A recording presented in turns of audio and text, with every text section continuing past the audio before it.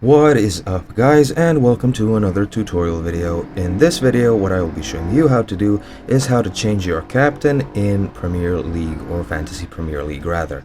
Now when you actually enter the Premier League application, what you will see is this screen with the latest news where you can just follow up on all the latest news from games, about players, and several other things. Now to actually get to the part where we switch our captain, you have to go to the fantasy tab in the bottom of the screen.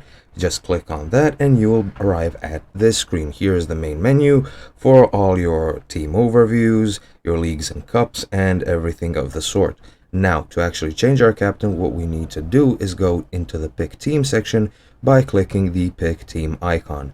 Now that we clicked on that, you will see your whole team overview along with all your benched players in the bottom. And now we need to find our captain. As you can see, my captain is Nketiah, and when we click on him, you will see that he is selected as the captain.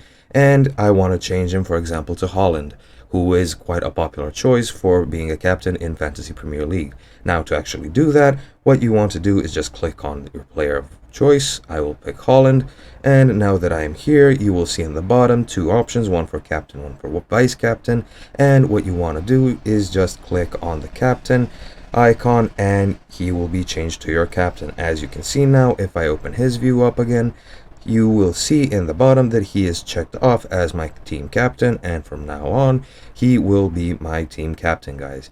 That is pretty much it. It's a very simple trick, and that's pretty much it. I hope you enjoyed. I hope you found this video informative, and I will see you guys in another video.